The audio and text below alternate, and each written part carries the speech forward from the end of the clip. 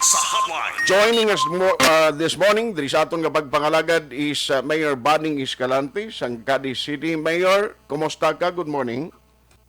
Mayong aga, actually mayong aga, kag mayong aga sa tagapalabati natin sa imo programa. Sa sudong na adlaw. Salamat gid no. Good morning sa imo pero do siling ko hindi mayad ang morning tani kay kagabi lang balita nga gulpiada lang nagsulod man sa aton sini sa nga information ti isa sa mga miyembro gininyo kuno urig-urig nga member sang UNEGA nagtaliwan no na patay. Subo ini nga balita, Mayor, since nga siling ko gani basi maten balita ni sa inyo pagtililipon karon ang ginatumod ko si board member David Lacson, o former board member kag former mayor sing EB Magalona. Yeah, yes, correct. Actually, mga 2 weeks ago, when na-set na ang date and ang venue, isa sa din pang tawagan naton. May group chat kami no sa mga UNEGA mayors, may group chat kami. So pag-text mo, everybody will receive the message. So isa sa nag-reply was Mayor David Lacson. Dasig mag-reply. Okay. Ito, partner, yes, mga kanto ko. Harapin ko na. Pero hindi ako naman ko sa inyo. So last Wednesday, nagtawag ko siya mga alas 4 sa hapon. Hindi ko na reminder lang na Sabado na ta. Dito mo partner, hindi ko makanto, mag-ulag ko na-admit. That Wednesday, hindi lang naligan na Wednesday, sa Wednesday siya ulit na-admit. Admit ko kaya na-COVID ko. Uy. Nakibot ko yung everything. So anyway, to make a long story short, last Wednesday, istoryahan na pa kami nila yung David. And he was on high spirit. Pagtawag ko siya. Ito, maya mo galing mayor. Ari ko niya. Para safe ko. Para muna na. Get well soon. Ari lang kami din. Mag-iba sa ring. Anything you need. So kibot kita kagabi na magulit na taliwan na si Mayor David. Aha. Why man siya sang ginabatyag ni kag ginasuprer nga balatian prior sa pag-infect sa iya sining COVID? Sa amon conversation na duwa, naupo ko siya doon para nakiklawas niya. That's the reason why nag-compel siya nagpa-admit siya. Of course, nag-positive na siya sa test.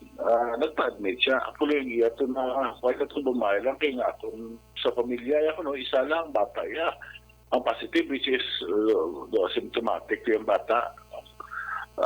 Siya lang niya, may symptoms sa ginadala kasi nagpa-admit siya. Okay.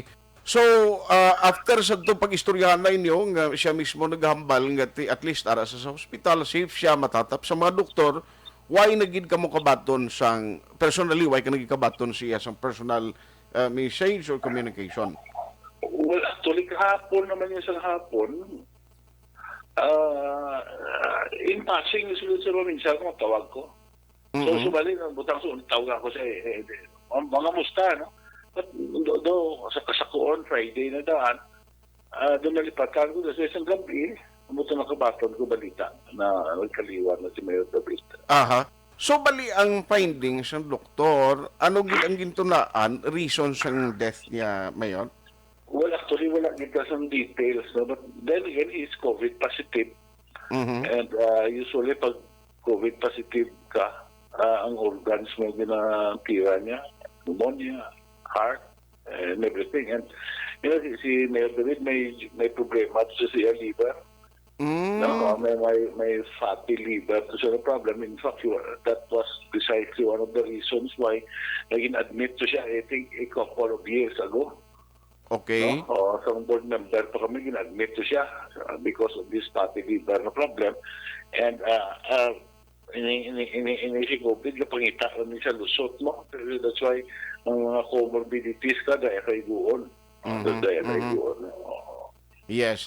So, in behalf sa inyong grupo sa UNEGA, ano ang mensahe mo sa pamilya kag sa mga miyembro man ninyo kag pumuloy sa Negros with this masubok nga natabo kay former mayor David Lacson? Well, actually, sa siyudad sa Cadiz, no, nakalipay ko na ang mga pumuloy. So, sige pa. namin isang response no sa itong 3 days na vaccination drive no, sa ating gobyerno. In fact, as of this moment, the 87% kami sa target naman.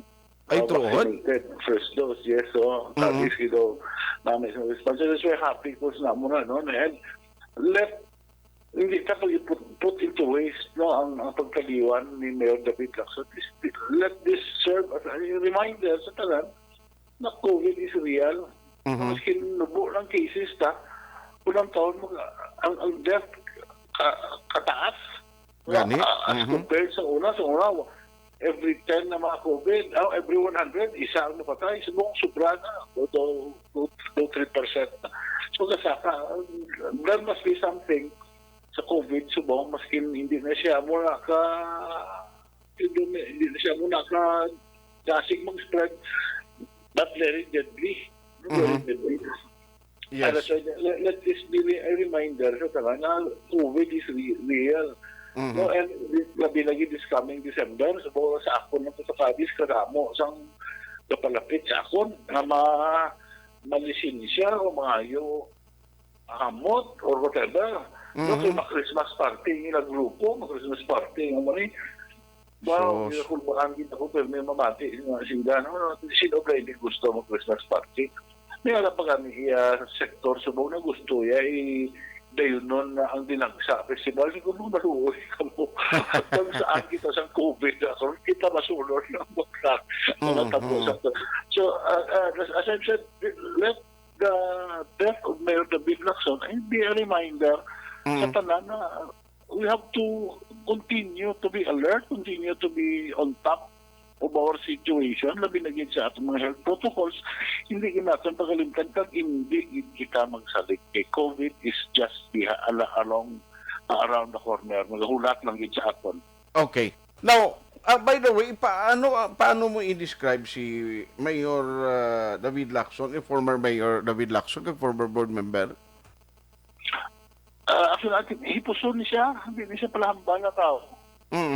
Hindi siya pala hambal na tao. Hipuson ni siya. He thinks before he talks. We talk before we think. Hipos niya si Mayor David and silent operator. He does his thing good. In fact, sa board member kami, dito kami na, of course, Mayor, we're together sa board member of Panay Makabigyan. Amo na siya, he was very silent, very courteous sa pumuloy. Sa pumuloy. Kita ko gid one time, nagdunganay kami nagsulod sa PNB sa Sugao, sa may UCC. Yan, wala pa lang UCC una. May babae ko na tigulang, kabaligya, something sa Gua. Taga Iwi Magalona. Mga kabalo yan, palapitan niya, paglugay sa istorya yun sa tigulang. So, amo na siya naka-classy leader. Classy leader, amo na siya. But, David, nabalag, he drinks a lot during that time. Amo tong problema, kaya tigil niya film nun. Gani, man? Pa, kadako na daan siya. Oo. Yes, sir. So, anyway, in behalf of the Risamon sa sunod, yun, nagpalabot kita sang pagkondol, no, sa kag-prayers sa pamilya ni former Mayor David and sa inyo man grupo sa UNEGA, Mayor.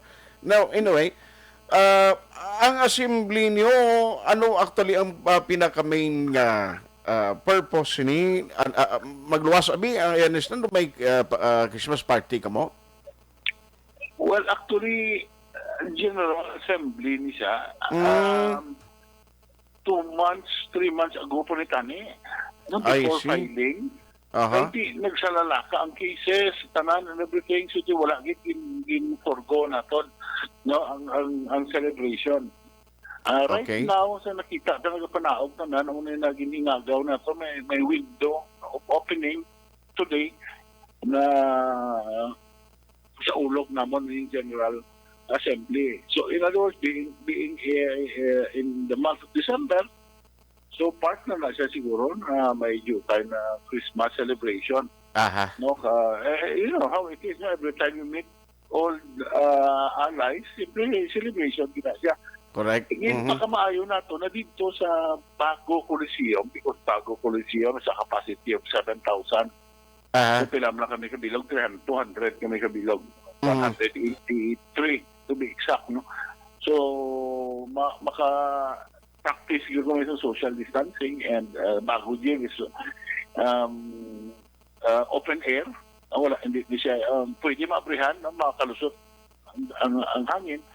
So that this is a perfect venue para sa Amon for a gathering such as this. I see. So anyway, the first time ning since ka nagigong pandemic nga daw makakuan kamo no, hindi na virtual ang pagtililipon niyo, bali personal na gid nga pwede kadto, Mayor, no? Yes, para kasi first time, that's why excited man tanan. I believe we will have a, of course, except for Mayor David, na hindi siya pala attend sa subong namo nag-gathering. I'm sure in spirit he will be there. So anyway, Action Marlon Hinovia will be covering sa inyong event. So Mayor, salamat gid sa time kag sa mga kadisnon base may itugon ka sa ila, especially sa tong bago lang natapos nga 3 days vaccination drive. Yes, wala sana, thank you no, sa mga UNEGA members, CEO, Dugay. Makilitanay ka to. We will have activities that we have to do para sa aton United Negros Alliance na organization. No, and sa pumuloy insurance ng Cadiz, pasalamat kita no sa inyo pagsapdag, pagbulog sa panawagan sa inyong gobyerno to get vaccinated. 25,000 or almost 25,000 na nagpa-vaccinate in 3 days, no? And kahapon may ara pa do 2,000 pa, no? Because natapos na itong 3 days, that does not mean na sirado na. We will continue to have vaccination. Ang atong vaccination center will be open, no? Until maubusan kita sa vaccine, until maubos ang gusto magpa-vaccinate, magpa-vaccine, no, sa atong syudad. So we will continue to spread the word na damo kita vaccine available subong. And rest assured na amula ni ang matawag na ito na solusyon, no, sa COVID na ito ng problema. So again, salamat sa Action Radio, Action Art, salamat at mabuhay ang syudad ng Cadiz. Salamat kid. Good morning. Mayor Salvador Bading Escalante, ang mayor sang